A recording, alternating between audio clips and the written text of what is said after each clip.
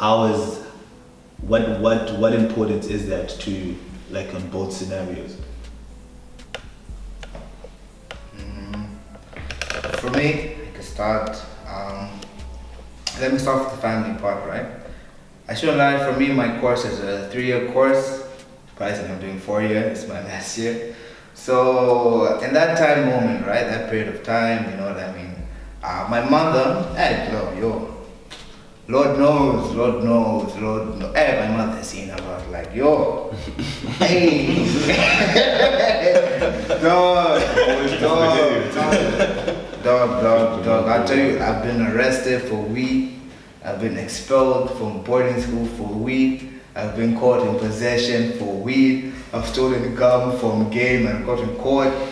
I have, dog, I put my mom through a lot of shit. Like, I put her through a lot of shit. I got through a lot of shit. But even despite that, like, even in my room right now, I have like pictures of just everyone who in my family was graduated from. My mom doing her master's when she's had everyone and everything.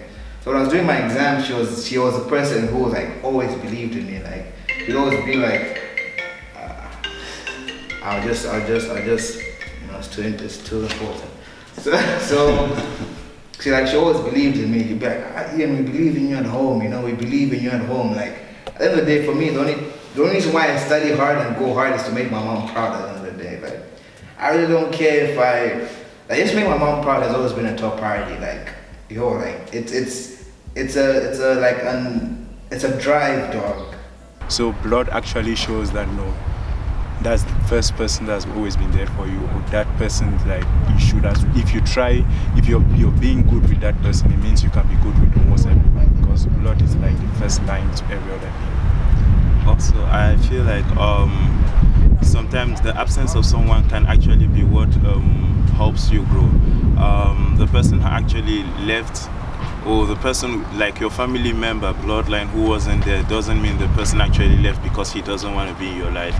Maybe it was just for you to improve. Some people actually don't leave because they just don't want you to be part of their lives, or the also I feel like, I think it's all about the desire for your family, because sometimes you get to see people who are actually part of your bloodline. You call them family, but actually they don't want to see you grow. There are various ways of seeing if someone actually wants you to be in a better position or not. Like, if someone isn't inspiring to you, if you feel like the person is actually a block to you or a hindrance to you being successful, then that is where you actually, if somebody is your family, if somebody actually loves you, someone actually wants you to grow. But now with the friends, right? The friends are more selective now.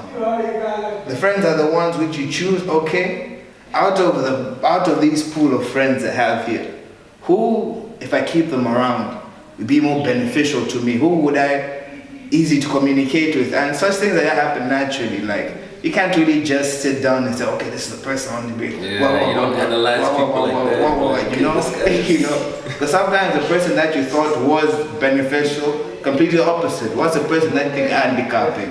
There's a person who's actually more beneficial than you know, than you know. So I guess at the end of the day, it's like, it's who you choose to actually be in that space of yours that you can find in, and what. So I hope that answers your question. I know a girl that her parents, I don't think, are around anymore, and she's been staying with her aunt for a long time, and that aunt, she's been there for her fine. I mean, she's put a roof on top of her head and all of that stuff, but like, now she finished high school and she's not there anymore. She's like, now on her own, you know.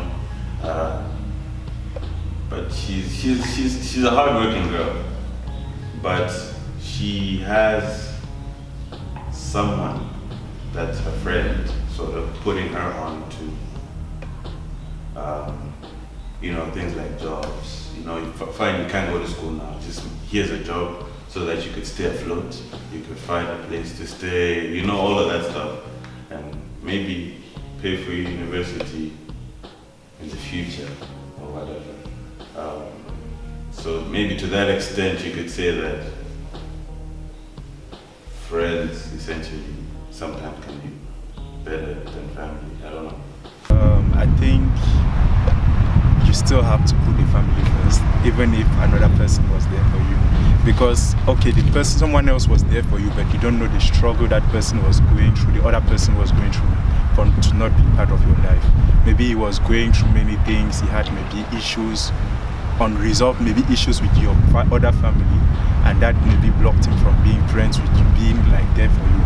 But it doesn't. Sometimes you need to also look at the situation that puts him not to be there for you. But yeah, it's really a tricky one because you have to be there also for the person who was there for you. But like, I think you should not ignore the person who was not there because he was. I think he has something to offer, but like something maybe stopped him from being there for you. Okay, like you always need to want the other person to grow. So the desire for us to want the other person to grow cannot be a hindrance for us to make a decision. If I see he's going to make the decision which is actually going to help him, then you need to actually be supportive of that decision. You can't tell somebody not to do something because it's going to be to my own detriment. If I know it's going to be to his advantage and I can learn something from his success, then that's something which is actually necessary. You see, so even if he had to decide he was going to go somewhere else into UCT and I was going to come here, then it wasn't going to be an issue. Like I think, for example, there are some people who they want to become. Let's say they see their parents. Let's say the father is a lawyer, and at the end you want to be a lawyer because of your father. You want to follow a bloodline. You want to make it look like, okay, because my father did this, you want to do it. That's maybe like trying to show that you're following you want to follow your family this thing. And sometimes even like that's not what you want, and that's where you get stuck, and at the end you're not even able to do what you really wanted in life. So I think yeah, you need family like in making those decisions, but it should be your personal zeal, and the final answer has to come from you and not your family. Your family should just be like a guide telling you that okay, these are the options, these are the advantages and disadvantages. But at the end of the day, it has to be like everything has to depend on you and your finances. So I feel like I always like my family should always be like if I have to choose between my friends and family, I'll choose my family anytime, no matter the situation. Even if it's a situation life or death, I obviously choose my family in front of my friends. So yeah, I always have like there are always those situations, but I always make sure like I need to like I think the first thing is if you have to choose between your families and your friends, in those situations you have to obviously explain more to your family why. If you're choosing your friends in that situation, you need to explain why, and you need to really be vivid because I mean if you choose your friend in front of your family and you don't give that explanation, like it can ruin all your relationship with your family immediately. So yeah, like obviously spending time with my family, with my friends is really important because I mean you don't want to be a social